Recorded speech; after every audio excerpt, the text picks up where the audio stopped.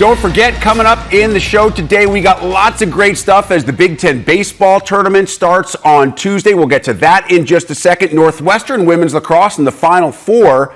Izzy, one of the best players in the history of the sport, joins us. And Maxwell, Moldovan, he and the Ohio State Buckeyes headed out to Greyhawk in Arizona for the NCAA Men's Golf Championships. We'll get a preview of that in just a bit. But we begin with today's big story. Tuesday is the start of the Big Ten baseball tournament in Omaha. A little bit of a change to the format, a little bit of a change to the schedule as it does begin on Tuesday. You see the top 8 teams in the Big Ten regular season standings make it to Omaha. And of course, the champion will be on to the NCAAs with the Big Ten's automatic bid. Kevin Kugler will be a busy man, calling multiple games to be played at Charles Schwab Field. And Cougs, before we get into everything, let's just establish that nothing has changed. If a viewer thinks that you dislike their favorite team, you dislike every team in the bracket as much as you always have equally. You will ask me who my favorite is, and my favorite is no one. I have absolutely no favorites. I hate them all. No, it's going to be a lot of fun, and it will be fun to equally love and dislike each of these 8 teams this week in Omaha. Yeah, we spoke with a lot of coaches, a lot of guys. All joking aside, this is a very likable league inside the Big Ten this year. It is a very likable schedule, and I say that, Kev, because I mentioned that the tournament starts this year on Tuesday instead of Wednesday. We were up until, 3:30, 4 o'clock at one point last year because of the truncated schedule and Mother Nature. I think it's fair to say not just broadcasters, but I imagine that coaches and players are probably enjoying this wider schedule this week as well. Oh, and I think fans will too. We got so many games last year that were impacted by weather, by the schedule. We were up setting records every single night for the latest game going in college baseball. I don't think we're going to have that this year. And as luck would have it, if you trust the meteorologists, and I don't know why you wouldn't, they're never wrong, the weather looks really good this week. So even with the changes we've made to the schedule, we should have great weather this week. And I think we're going to have some terrific baseball in Omaha. Yeah, I'm glad that you and Mother Nature have come to terms. You're an Omaha guy. We won't share addresses here just in case somebody doesn't like your call. But I am glad the weather will be good in your hometown this week for you and everybody on the field. All right, let's get into the bracket. The first game is number 3, Iowa, one of the hottest teams, not just in the Big Ten, but late in the year, one of the hotter teams in the country. They take on the 6th seed Michigan, who has to win it all to get into the NCAAs. But Michigan, Kevin, could be dangerous because they have one of the leading candidates for pitcher of the year in Connor O'Halloran. What do you expect from this matchup? Well, I think Connor gives them a chance. Anytime he's on the mound, Michigan's got a chance the way he has pitched this season. But the way Iowa has pitched as a team this year, I think really gives them a great shot to win this whole thing. This is a ballpark, as we know, and we've learned over the years since it opened here in 2011, that really favors teams that can pitch. Iowa is a team that can pitch. They can also pick it. They're the best fielding team in the Big Ten Conference. So if you can field and if you can pitch, you've got a real chance to win. I think this Iowa team, with the confidence that they've built this year, they've obviously gone through some struggles as far as stuff that swirled around the program off the field, but they've been able to get things going on the field. And I really like this Iowa team in this game, and I like this team in this tournament with the pitching and the defense. If they can hit enough and score enough runs to back that pitching, I think Iowa's got a chance to spend some quality time in Omaha this week. Yeah, I think you make a very good point. And yes, Maryland may be the Big Ten champ, but Iowa actually has the second highest RPI in the Big Ten. Only Indiana is higher in the RPI rankings than the Hawkeyes. And speaking of Indiana, they're the 2 seed. They'll take on Illinois in the second game on Tuesday, a game that you will be on the call for. Now, IU had won 8 in a row before kind of an unexpected final weekend struggle against Michigan State. Any concerns lingering here for you regarding Indiana and their status as one of the favorites in this tournament? No, I don't have a lot of concerns with that. I think they ran into a team that was hungry and desperate and knew they needed to win games in order to punch their ticket to Omaha. And that's where Michigan State was in going into that final weekend. They felt pretty good, but they knew they needed some wins, and they came out and played like that this weekend. Indiana's balanced, and that's one of the things that you like about this Indiana team. They hit over 300 as a team. They've got a pitching staff that's the 4th best earned run average in the Big Ten Conference. So they've got balance. They've got good gap power, one of the best doubles hitting teams in this tournament. So if you like a balanced team, then you're going to like what Indiana offers in this tournament. I do think what we saw last weekend is more a reflection of what Michigan State can do and what they needed to do to get in versus what you saw from Indiana. Yeah, I think that's a great point. Also coming out of the pen, Kraft for Indiana, the Big Ten's ERA leader. If that pitching staff, the starting pitchers, get in any sort of trouble, Jeff Mercer is very comfortable going to his bullpen at any point in the game. Third and final game on day one is Maryland, Big Ten regular season champs, against that Michigan State team that you mentioned had a really good weekend. Now, it's fascinating, Kevin, because Maryland fills up the stat sheet. They score a ton of runs, but for whatever reason, the RPI doesn't love the Terps. They head into this tournament somewhere in the mid-40s. How critical is it for Maryland not just to win this game, but to win at least a couple to make sure that they don't have to get the auto bid? Yeah, and I think everybody is a little bit nervous because of what we saw from the Big Ten in regards to the NCAA tournament last year. You know, everybody, including myself, thought Rutgers was the team last year that got the most disadvantaged by the tournament selection, not getting in to the NCAA tournament. So I think everybody's a little nervous about that. Now, the league as a whole is very strong. Sixth, I think, in the conference RPI right now. And Maryland is one of the most dominant offensive teams, not in the Big Ten, but in all of college baseball. When you're talking about teams that can score with anybody, this is a team that can absolutely get it done. Luke Schliger, Shaw, LaRusso at the top of the order, a trio that is awfully hard to beat. And if you can slow them down, they still have a lot of guys behind them in that lineup that can get it done. They hit it for a ton of power. They have a ton of opportunities to score. The only concern I have about Maryland is their pitching staff. It has had some ups and downs over the course of the season. If they can pitch well enough in a ballpark that is usually a very pitcher-friendly ballpark, that offense can score runs anywhere they go. Yeah, and typically they're a pretty good fielding team, but they committed 5 errors in the weekend opening loss. Didn't help starting pitcher Nick Dean out. Jason Savacool has been good, but he hasn't been as good as he was in 2022. Of course, Maryland has that experience. They made the postseason run a year ago in the NCAAs. We'll see if that pays dividends as well. So the new schedule, Kev, means that there is a first-round game that is not played on the first day. It's the 4-5 game. Nebraska and Rutgers actually takes place on Wednesday morning. On the surface, these two teams look a lot like each other, not just in terms of their records and RPIs, but the way they swing the bats. How does this one play out in your mind? Nebraska's got 2 of the best players in the league. We know that when you're talking about Bryce Matthews and Max Anderson. Now, Bryce Matthews didn't play last weekend for Nebraska. He's been nursing some back issues. I assume he's going to be on the field for Will Bolt's team. If he is, those 2 likely high draft picks are 2 guys that you have to be aware of if you're Rutgers. One of the things I love, though, about this Rutgers team, they do pitch it well. They're right in the middle of the pack offensively, hitting right around 295 as a team. But one thing that I think gives them a giant advantage in this ballpark is what they do from a small ball standpoint. They are the league leaders in sacrifice bunts. You may say, great, that's wonderful.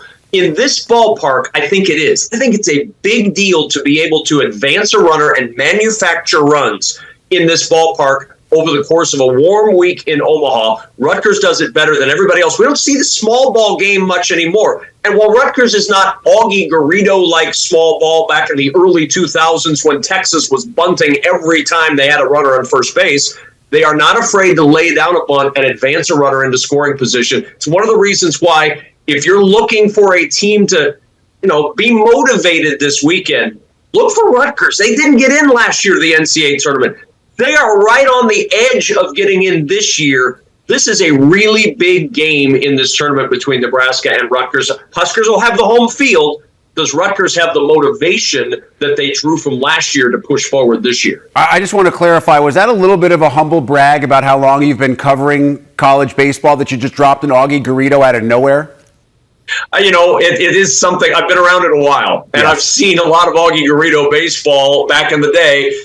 When I think of small ball, he's the first guy that comes to my mind because he loved the small ball game. So, yeah, I don't know if it's a humble brag or just an admission that I've been around the college game probably a little too long. I'll say it's a little bit of both, and we'll move on from there. I was going to ask you who your dark horse is. I guess I still will, but I got the feeling from the way that you described Rutgers, because I was going to qualify a dark horse as someone who's not among the top 4 seeds, and Rutgers would fit that bill as a number 5.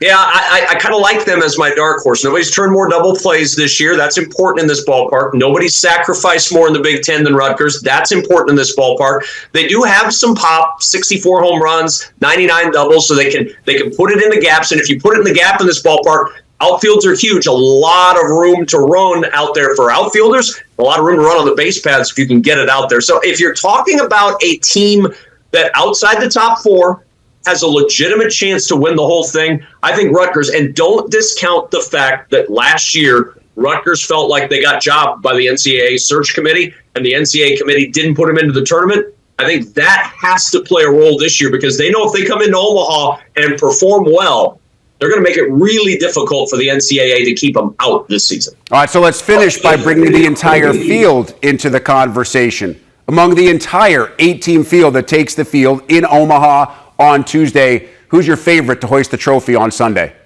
It's very, very difficult to go against what Maryland has done this year. Maryland has won every single series they've played for the last 2 years.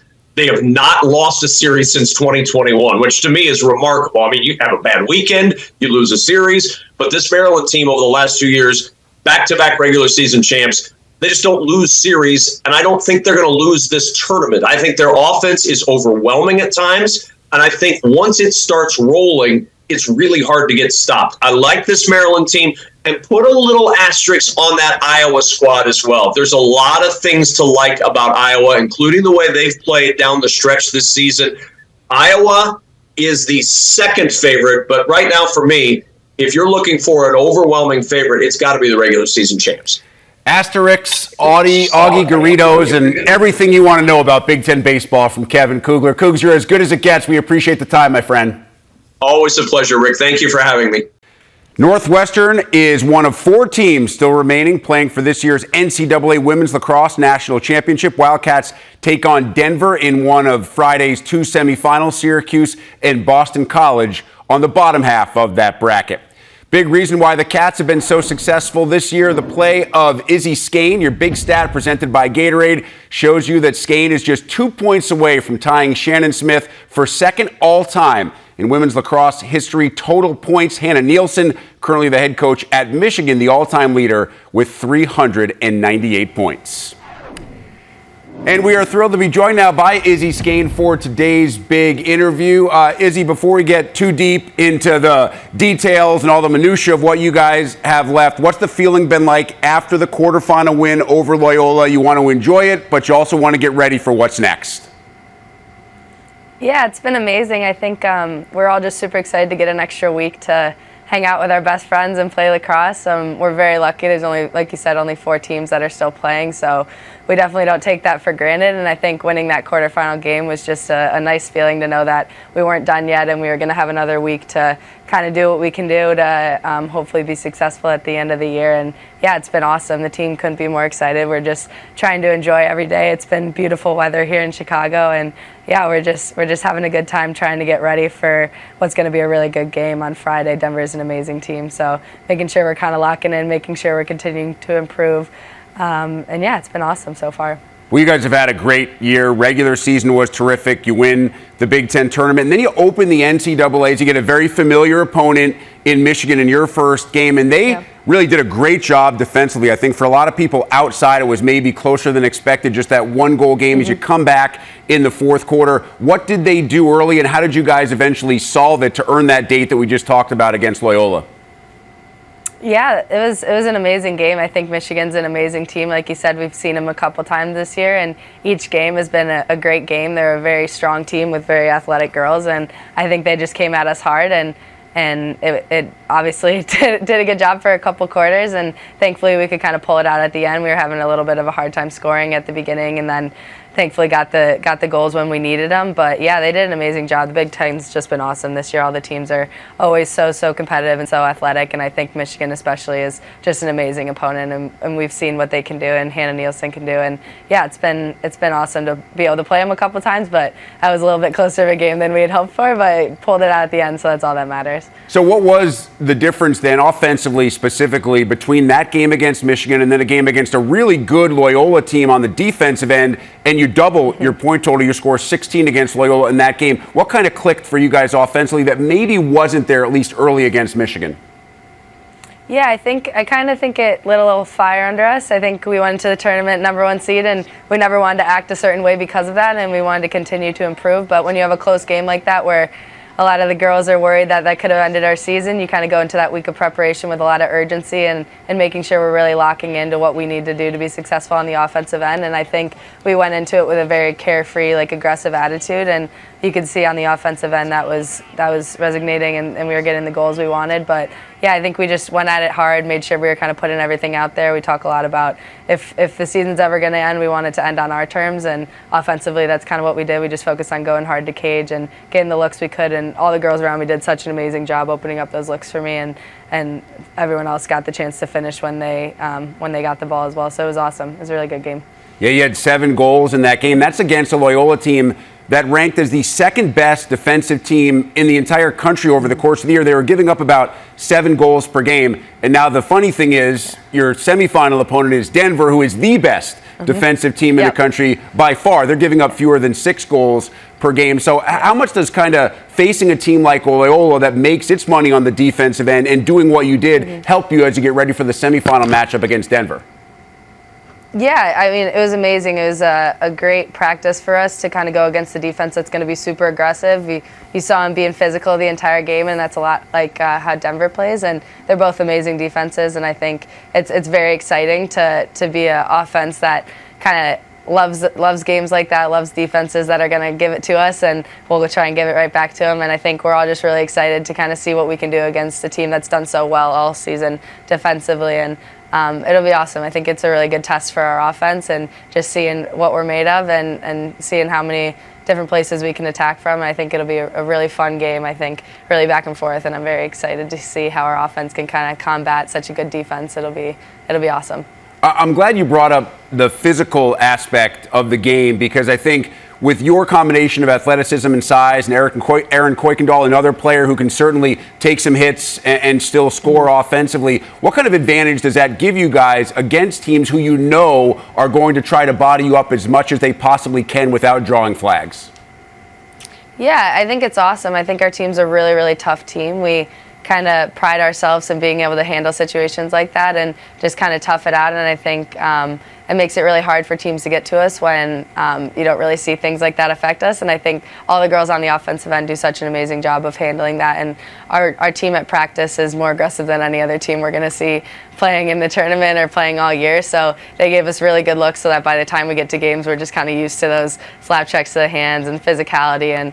And yeah, we do a lot of that in practice. So when it comes to games, we're kind of able to soak it a little bit and just focus on what we're trying to do and kind of control the offense instead of let them do what they're trying to do with kind of mess with us with that physicality. So the girls on offense do an amazing job. Erin does an amazing job handling it as well. You can see she can still get those feeds and shots off so well, and everyone else on the offensive end does as well. So it's a very fun group to play with. I love that you bring up the fact that your practices are physical and intense. How much of that stems from your head coach, Kelly Amonte-Hiller?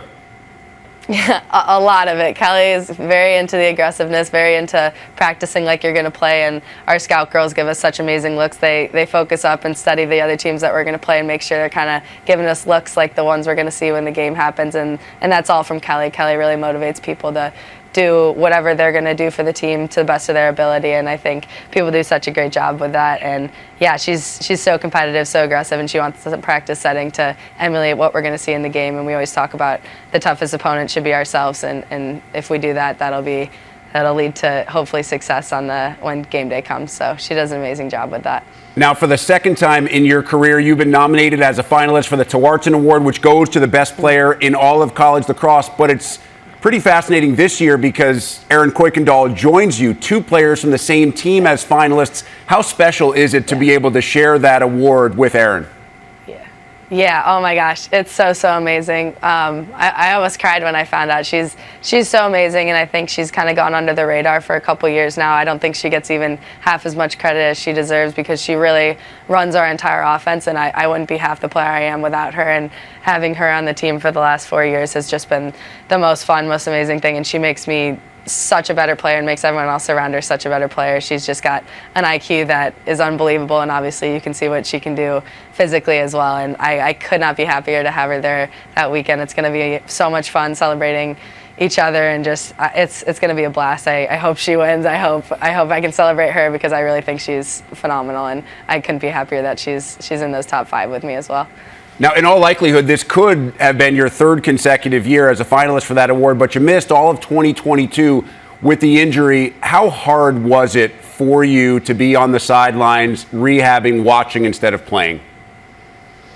Yeah, it was really hard. I think last year was a really tough year for me. I think it took a little bit of adjusting for sure, because if you get to this level, obviously you're very, very competitive and you love to play and you love to be out on the field. So having to take a step back from that was definitely difficult, but I had a lot of support, thankfully, around me with the girls on my team, my coaches, my family, my friends, and I had unwavering support through the entire process, and they made sure I was as involved as possible. And it really gave me a new view on the game, kind of seeing it from the sideline and seeing it from an outside perspective, and also just trying to figure out myself as a person outside of a lacrosse player who can score goals and stuff like that. So I think, it was I learned a lot from it, and I think kind of everything happens for a reason. And this year being back, I just have a newfound joy for the game. Like, I think it is just the most fun thing in the world, and that's what I've been focusing on here. And I don't think I necessarily would have had that attitude if said I had played all last year. And I think, getting that taken away really had me come back swinging, and it's been awesome. I'm just enjoying, and I think it's a great thing to focus on, just in having fun and enjoying it. So it's been a good year so far. All right, before we let you go, let's go back to your high school days, because I understand you weren't just a lacrosse standout, but you played field hockey for 4 years as well. I was friends with a bunch of field hockey players in college, and that is a tough sport. What's more physical? What's rougher, field hockey or lacrosse? It's pretty close. I feel like I remember getting smacked in the legs a lot more with field hockey, and lacrosse is more kind of upper body. Both are very physical, but our field hockey team's amazing here. I think they could definitely beat me up if I was out on the turf with them, but I remember getting a couple balls and sticks to the knees and the shins, which I did not enjoy. I'd prefer the sticks to the shoulders and elbows. I can handle that a little bit better. All right, I know your mom was a track athlete at Grand Valley. Your dad wrestled there as well. Who's the best athlete in the Skane family? You can't ask me that question. My parents are going to get very upset if I pick one of them. My mom always says it's her. God knows. I'm gonna say my mom, just so she's happy with my answer. But they're all amazing athletes. All my brothers are lacrosse players as well, and they're phenomenal. So I'm excited to see what they can do as well. So, but we'll say mom, just for the sake of keeping the peace at the house. Yeah, more proof that Northwestern student athletes are as smart as they come, because that is always the right answer. Izzy, Skane, we truly appreciate the time getting to know you a little bit better. Wish you and the Cats the best of luck in the NCAA semifinals against Denver. Thank you so much. It was so nice talking to you. For the second straight year, Ohio State is back in the NCAA Men's Golf National Championships, headed out to the desert after qualifying as one of the top 5 teams in the Auburn Regional, led by Maxwell Moldovan, who tied for medalist honors with a 7-under 54-hole total. And Maxwell joins us now from Columbus as he and the team are getting ready to head out to Arizona in the NCAA Championships. Hey, Maxwell, I want to get into your performance in Auburn, and you guys looking ahead to that in a second, but the golfing world was focused on Rochester, New York this past weekend in the PGA Championship. How much did you get to watch? How much did you get to enjoy it? I didn't get to watch quite as much as I hoped to do with majors. I think I'm probably with a lot of the population and watching the Masters more than any of them, but I got to watch the finish yesterday, which was good. So what was the better story? Was the better story Brooks Koepka and the whole LIV storyline, or the club pro Michael Block, who flies an ace in on the 15th hole and does what no other club pro has ever done before? I think you have to give both of them credit. Starting with Brooks, he's, if anybody watched that Netflix documentary, he was down in the dumps and pretty negative for a while there. So it was pretty cool. Regardless of whether he's a LIV guy or PGA Tour guy, it was really cool to see him kind of get back in the winner's circle. I think when a guy like Brooks is winning, it's great for the game of golf. But it was pretty cool to watch what Michael Block did. I was out on the course yesterday afternoon, and my buddy I was playing with had it up on his phone. We saw the hole-in-one, a replay of it. It's just pretty cool. I think, there's a lot of guys that dream of an opportunity like that, and I think he got an exemption into the next couple of tour events the next couple of weeks too. So it's pretty exciting and cool to watch. Yeah, and with that top 15 finish, he gets back into next year's PGA at Valhalla as well. All right, are there tour players that you emulate or that you think your game is similar to? Yeah, I think, I think I have a similar kind of game to a guy like Colin Morikawa. I don't hit it terribly long off the tee, but I hit a lot of fairways, and I think Colin's a great iron player. And when I'm playing my best golf, I can find a lot of greens in regulation, and he tends to play well at golf courses that are set up really difficult. And that's one of the things that I enjoy most is playing at tournaments where even par is a really good score. Well, that's interesting to hear you say, because you look at college golf, guys love to talk about distance in any level of golf. But if you follow college golf, I think those who don't understand how far guys hit the ball. A lot of guys hit the ball further than PGA Tour players. They're just a little bit more wayward. So for a guy who relies more on consistency, how do you kind of approach it if you're playing with two longer hitters inside your group or against a team like Illinois that has a bunch of long hitters? Yeah, I've played with a lot of long guys this season, and thankfully I'm getting to a point now where I'm not quite as far behind them as I have been in the past.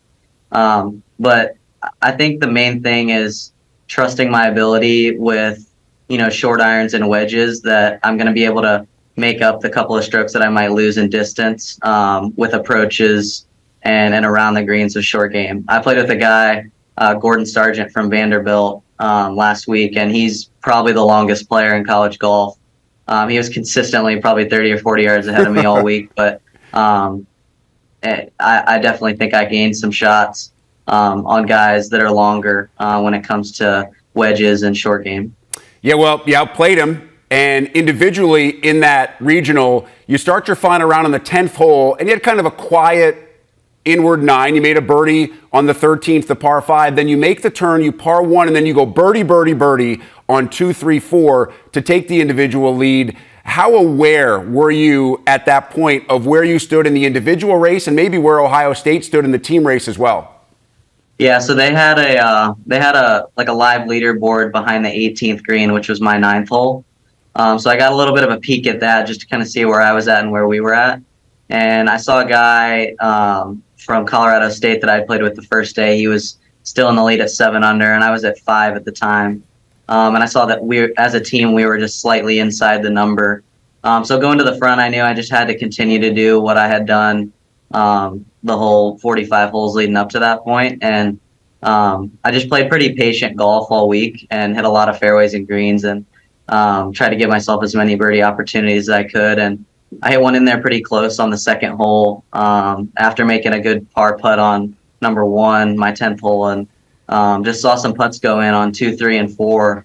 And then I didn't quite know where I was at after that, but I asked Coach when we were on my third to last hole. I kind of asked him where I was at and where we were at, and he said that I was tied and our team was safely inside the number, which was great to hear. So I didn't have too much pressure on me coming down those last couple holes. And I don't think Mother Nature really helped you out there. My understanding was you were just about done that final round, right? When lightning arrived, and you had to wait just to make a few more swings. How hard was it to wait that out?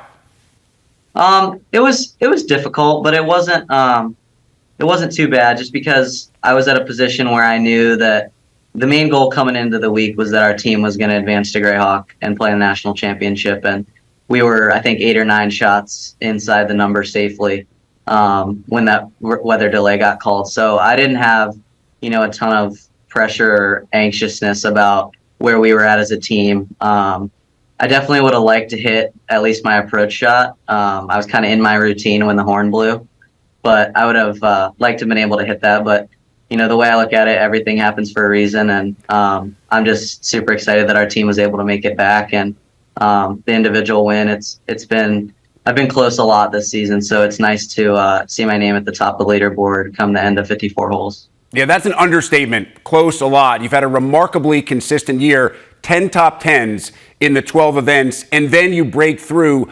Breaking through at any tournament is a huge deal in college golf. But for you, after what you'd accomplished this year, but yet to win, and to do it at the regionals, how cool and special was that feeling? It's really special. I had kind of a tough situation happen at the Big Ten championship. I think I just took a one-shot lead when they officially washed out the last round. So I just, I tried to stay the course and realize that at some point something good was going to happen and I was going to get through and break through and have that win. I didn't know it happened so soon. But I'm just really thankful that it happened at regionals, especially, with our team kind of starting the final round right around the qualifying number. And then not only myself, but we had a couple of teammates step up big and have really good final rounds to get us in. And that's been our goal the whole year, is to have that chance at the national championship where anything can happen. And we have that. So it's pretty awesome. Yeah, I'm glad you brought up the Big Ten. It's a professional television segue on your part, because that's where I was going next. Anyway, the rain arrives in Atlantic City. You mentioned the final round gets washed out. Everybody in the field was struggling through all that weather except you. You had come from behind to take the lead. And then, as you mentioned, all those scores get thrown out and you get reverted back into fifth. It's still a solid finish, but what was that decision like to deal with? I know it's part of golf, it's part of the game, and the course was unplayable, but that could not have been an easy thing to swallow. It definitely wasn't. In the moment, it was a little bit easier for me to handle than kind of later as the week went on past that point. But faith is a huge part of my life, and I was able to really depend on that in that moment because, I'm not fully defined by the golf scores that I put out, how many tournaments I win and whatnot. So I was able to kind of trust that, there's a plan behind it, and that at some point, if I just keep doing what I'm doing, keep trying to play good golf, that eventually I was going to break through and get a win. And I'm thankful that I was able to do that this past week. Yeah, and obviously you're a guy who's a team-first guy, not an individual-first guy. We've heard that in multiple answers, and I do want to talk about that team effort because you were one of three guys who played the final round with all that pressure, being right around that cut line, under par. That is not an easy thing to do. How much momentum does that give you and the team, feeling like you guys belong and have a legitimate shot to get out of stroke play and into the top 16 in match play this week at Greyhawk? We're super confident. I think that final round did us some really good things in terms of where we are at and believing in our team's ability. We kind of, a couple guys played well, a couple guys left some shots out there the first two rounds, but we really put together a really good team around that final round and kind of proved that, if everybody's playing good golf, we don't have to play perfect, but if everybody plays solid, good golf, that we are one of the best teams in the country. And we proved that at times this year. So it's all just, kind of going into Greyhawk without putting too much pressure on ourselves and just letting all the work that we've done up to this point, kind of just do what it's supposed to do as we try to make match play. Yes, we are at the championship stage in NCAA men's golf. Maxwell, Moldovan, and Ohio State will be part of the story later this week. Maxwell, we appreciate you joining us. Congrats on all the success so far. And, of course, we wish you and the Buckeyes low numbers this weekend out at Greyhawk. Thank you so much. We're looking forward to it. For those NBA junkies who just can't wait for the next big event, remember you just had the Combine, the lottery. Next up, June 22nd, the start of the NBA draft. And according to John Fanta, who's going to join us in just a minute, these are the Big Ten players whose names could be heard during the first round of that draft. Among those, Jalen Hood-Schifino from Indiana and a couple of Michigan players as well. Let's get deep into this with the aforementioned John Fanta of Fox Sports. First and foremost, John, we appreciate you being with us. Welcome to the show. Rick, it's great to be with you on a Monday. Thank you very much for having me. And it was fun to be in Chicago last week for the NBA Draft Combine. I think that this is a fascinating time of year for a number of these prospects. And as you said, no shortage of Big Ten names expected in the first round. All right, we'll get to some of those Big Ten names in a second, but one guy that wasn't at the Combine because he was playing for his team in France, Victor Wembanyama, who is widely expected, basically guaranteed at this point, to be the number one overall pick. The Spurs win the lottery. They had pretty good luck with their previous number one overall picks, and David Robinson and Tim Duncan, they worked out fairly well. How much of a generational talent is this young guy? Yeah, he's the best prospect that we have seen since a guy named LeBron James 20 years ago. Victor Wembanyama is the epitome of that unicorn label that we sometimes throw on prospects. The fact that he is a man at 7'3", who has a wingspan over 8 feet, who can stretch the floor, can handle the ball, can cross over fluidly. He does all of these things and more. And at his length, with that athleticism and shot making, there are so many shot makers in the NBA. That's the kind of league it is. And so many of those shots now actually come from around 15, 16 feet if they are runners. Victor Wembanyama in one motion can drill a runner from beyond the three-point arc.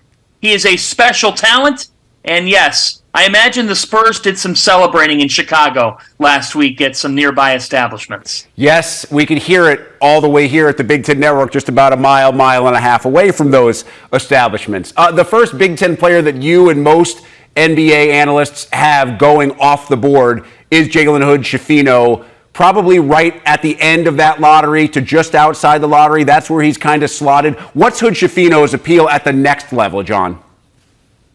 How about the fact that when Indiana loses Xavier Johnson and has to go through that injury, Jalen Hood-Schifino steps up even more.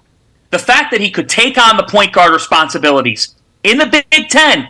It's not easy being a Big Ten point guard, nor alone a one-and-done type of prospect who everybody's watching game in and game out and expecting you to be a lottery pick come June. Jalen Hood-Schifino did all of that. He went into Mackey Arena and had one of his best performances, if not his all-around best collegiate performance. He took on the identity that Mike Woodson wanted him to, and he really ran the team. And I think that that's why Jalen Hood-Schifino has major appeal. We knew that he would be a shot maker. We knew that he would impact the game on both ends of the floor, on the perimeter particularly. But when you are tasked as a freshman with point guard duties, with being that guy with the ball in his hands, and of course he had somebody to set it up with in Trace Jackson Davis, but it's not easy doing that in the Big Ten Conference, and Hood-Schifino made it look seamless for the most part.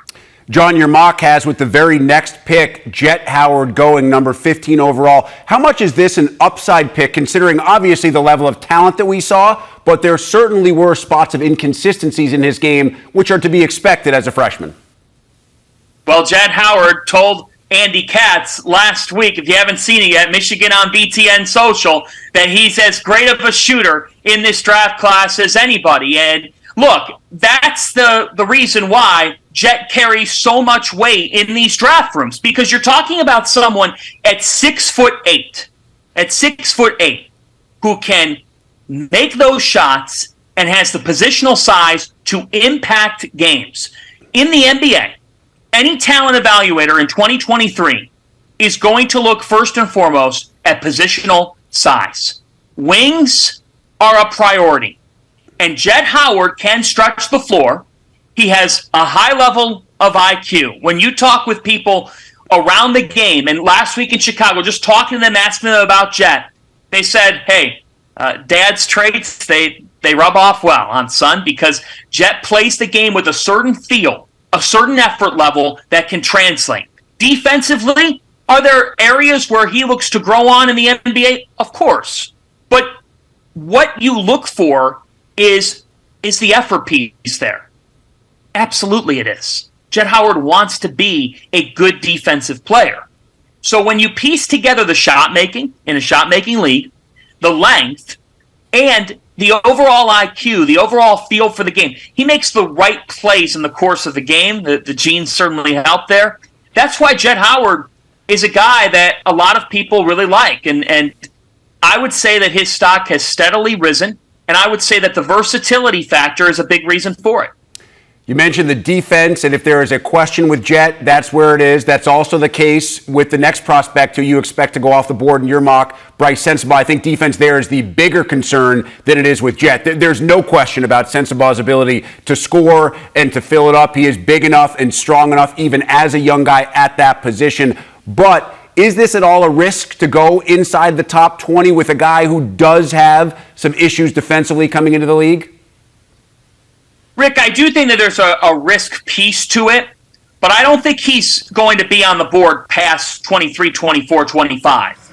And the reason for that is you're talking about somebody at 6'6" that can hit shots off the dribble and create for himself. And to do that as a freshman at Ohio State, this is a guy who has microwave mode in his arsenal. He could just take off in a game offensively. You can see the footage right here. The ability to come off of screens and knock down shots is quite literally what NBA teams are looking at. And Bryce Sensabaugh did that at Ohio State. They set him up off flares. They had him move without the basketball. He could knock down those shots. Now, the meniscus injury history, the injuries that he's gone through, have also produced a lack of speed at times, being able to defend laterally. So that's why there are some question marks for Sensabaugh. If those weren't question marks, Rick, I think we could be talking about Sensabaugh getting drafted before any of the guys that we previously discussed.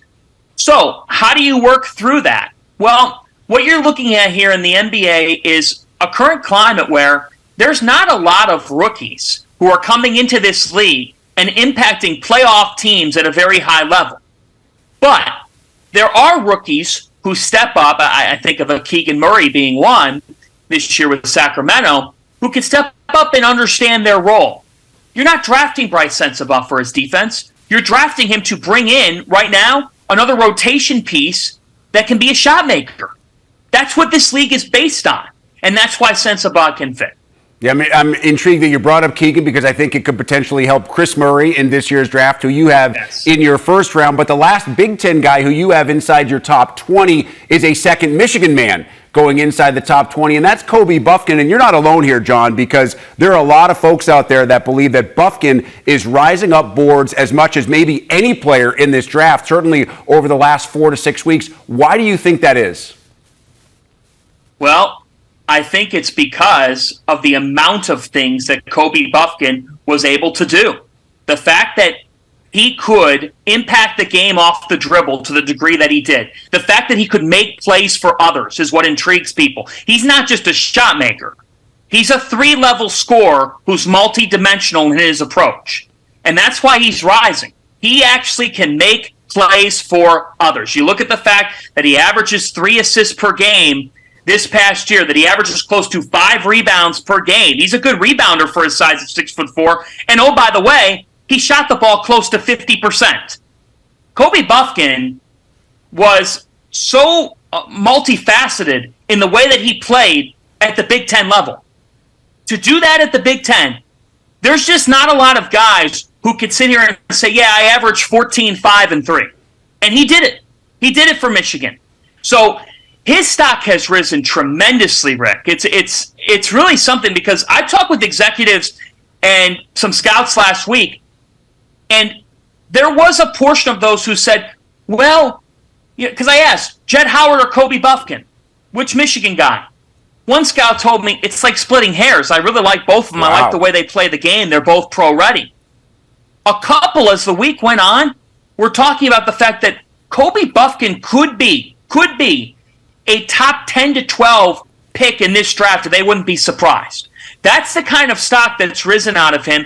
And I just think when you can show that you can do more than just make shots, and you can create off the dribble at the Big Ten level and impact the game in a variety of ways like he did, his quickness in transition, and we know how much the NBA is an open floor game, his ability to get up and down, make plays for his teammates, and oh, by the way, have that scoring approach where he can drive it to the rim, he can hit off the dribble on the baseline. This is a guy that's very intriguing, and he's only going one way heading into draft day. He's only going stock up. I really like the way that Kobe Buffkin has come on, and I think of any of these Big Ten prospects, he's the guy who's risen on boards the most, and I don't think he's done yet, because of the multi-dimensional skill set that seems to have a lot of upside to it. Kobe Buffkin making some money. John Fanta is always money. John, we appreciate the time. Rick, great to be with you. Thanks for having me.